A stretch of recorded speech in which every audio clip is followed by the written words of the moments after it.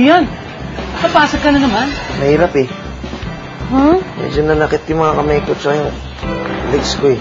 Manual labor ba ang tawag doon? May naisip pala akong paraan para makatulong sa pagdesisyon mo. Ang ibig sabihin, umuwi ka rin ng bahay mo. Sana maintindihan mo kung bakit kailangan ko umalis na. Malungkot ka, no? Sa maloob mo kasi iniwan ka niya dito mag-isa. Hindi ko kakayanin mawala ka sa pinay na kunin ko iyo ko si Jackson. Ginawa ko na nga ang parte ko. Pinalayas ko na ang istorbo niya si Kian na yan. Ano ka ba, anak? Pero mali. Ba't mo ginawa yun? Bakit hindi ko gagawin? Wala ka namang ginagawa eh. Kaya ako gumawa. Kunin mo na to. Pinagpake ko na lahat. Dakila mo talaga, Jackson. Ang bait-bait mo. Lola Yolanda! Andito na apo niyo! Kian. Nasaan na si Kian ko? Kian mo! Who would have thought Kian and I would do it? Totoo to? Well, let's preserve the memories. Dati, ba't ba kasi ayaw mag-forever mag-stay dito si Mami sa bahay? Dahil ayaw ko! Doktor, nangunguli na si Becky sa nanay niya. Salamat at pumayag kang dumito kami ng anak ko. Kuya, please, give this family another chance for me. Please, Kuya.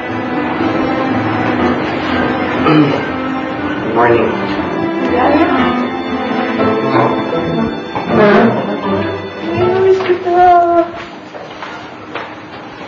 Sir Kian, akala ko man kung ano nangyari sa'yo. Akala ko nasaksak ka, nasalvage ka, napatay ka.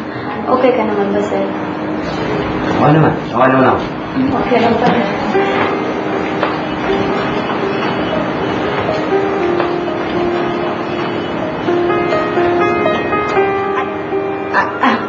Kian, ako. Kumain ka na ba, Apo? Ha? Hindi pa ako eh. Ay, sige na. Sumabay ka na sa kanila. Apo. Dito ko na, oh. Ha? Dito ko na, Apo. Dito ka na.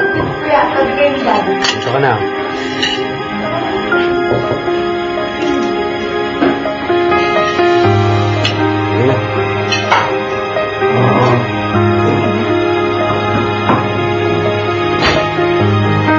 Manapin akong tubig, ha? Sana.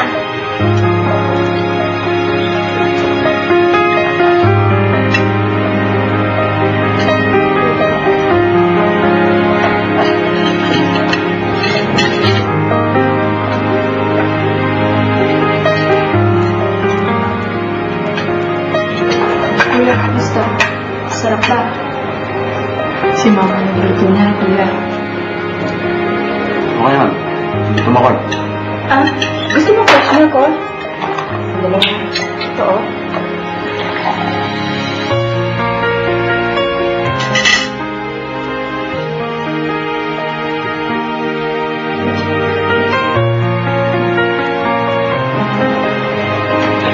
Kompleto na yung family natin para sa birthday ko.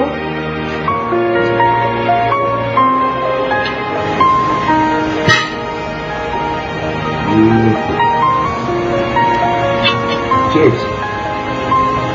The brand new start. Yes.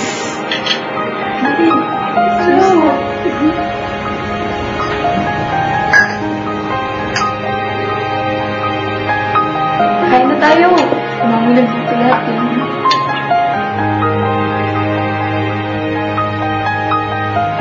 Thank you. Yes.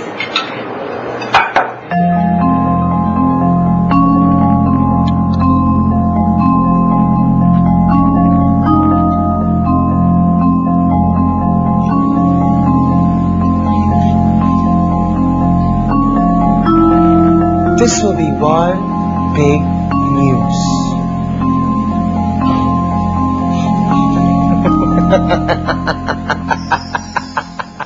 Someone's cheerful today. Oo nga. Lipay man ako kasi nagbalik na si Sir Kian. Tapos, nagbalik na yung mami niya. Lahat ba magbabalik na sa dati. Tapos, makumpleto pa yung pamilya niya. So, sinasabi mo bang, all's well that ends well? Huh? Kamusta kaya si Jackson? Siguro, he's hurting right now. Kasi, Grabe, no? Namimiss na niya siguro yung ka-MU niya. Namimiss na niya siguro si Clarine. How sad. Wala na kasi yung ka-MU niya eh. Naka-move on na agad. Huwag mo naman akong konsensyahin dyan kay Jackson. Ay, at bakit? Ano tingin mo sa akin? Chismos ang kapitbahay lang. Malamang konsensya mo kaya ako. Oo nga pala. Clarine, ayusin mo yan si Jackson, ha? Kaaga-aga pa lang nakalimutan mo na yung tao. Kawawa naman, kabait-bait sa'yo. Dili ko naman nakalimutan si Jackson eh. Inuna ko lang ba si Sir Kay yan? I am not your freaking konsensya for nothing. You should do the right thing, Clarine. Kung hindi mo mahal si Jackson ang kasing mahal mo kay Kian, kailangan sabihin mo sa kanya harap-harapan. Okay? Kasi diba, mahal na mahal ka naman ni Jackson. At least you can do that. Okay. Sige na. Kausapin ko na si Jackson. I'll talk to his face. Okay? I'll talk to him. Dapat lang talaga sabihin. Sabihin mo ah. Sabihin mo. Clarine, Oo nga, I will talk to Jackson. bakit ka galit? Ay, kasi naman, Sir Kayan, mag-knock first kayo before you enter, ha? Oo nga, kasi kwarto ko to eh. Tsaka banyo ko yan eh. Paano magna-knock first? Oo nga pala. Si Jackson, kumusta?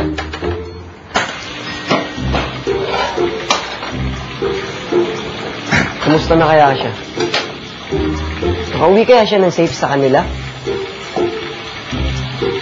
Nagkabati na kaya sila ng lola niya? Oh, kita na kaya sila ni Kian? Bakit kasi hindi ka man lang mag-text eh? Bibigyan kita ng 10 oras. Kapag hindi ka pa rin nag-text, wala na. Wala. Ako na yung magte-text. Hindi ko na kaya magtiis ng ganong katagal, Clarine. Dili ko pa nga po nakausap si Jackson eh, magmula ba nung nag-alis ako dun, Sir Kayan. Buti pinayagan ka nung mami mo. Dili ko mami yun. Huwag mo sabing mami ko yun, Sir Kayan. Dili ko mami yun. Nakatakot kaya yun si Aling Diana Rose. Tsaka, naawa na sa ako si Jackson kaya tinulungan niya ako magtakas dun kay Aling Diana Rose kasi pa-weird siya ng pa-weird. Eh, kahit weird din, mabait yung si Diana Rose, ha? Tsaka, concern lang naman siya doon sa mga anak niya. Hindi katulad ng mga... Pa kaya bumalik si Barbara, no? Hindi ko nga alam kung ano tatago sa kanya. Alam mo, Sir Kian, nag-i-effort man yung mami mo, diba, na mabuo ba yung family niyo. Dili pa naman huli ang lahat, eh. Pero hindi ko alam kung paano magkaroon ng nanay. So, weirdo yung pakiramdam. Meron kasabihan sa Bisaya, Sir Kian, ha? Na dili nimo mahibawan, kung dili nimo masuwayan. Ano yung sabihin nun? In Tagalog ba, Sir Kian? Hindi mo malalaman kung hindi mo susubukan. We'll never know if we won't try. Ay, ganyan naman. So, yun pala yun eh. Nahirapan mo ba? Asa gakikan? Ano? Ay, dili ka kasi natulog dito kagabi, Sir Kian, eh. Saan ka ba nanggaling? Importante yun. Importante kung nasa na ako ngayon. Diba? Neng, gawin mo ng 30 ang load, ha? Aba, Aling Diana, sensado ka na ha.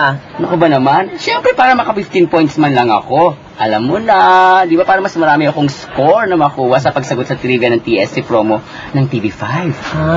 Uy, Aling Diana, pag nanalo ka, pabalato naman ha. Oy, Neng, hindi kita masasagot dyan. Bay, mag-practice. O ayan, nakapasok na. Ang alin? Hinload. Ah, eto na. Ayan, pasok na pasok. Oy, eto sagot. Ayan.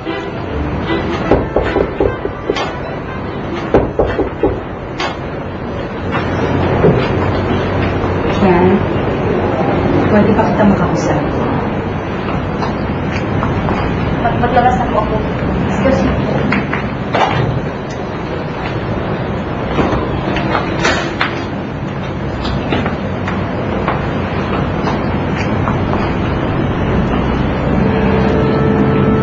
Yan. Hindi ko naman yung patawanin. Gusto ko lang aminin sa'yo lahat ng kasalanan ko. Sana pakinggan mo.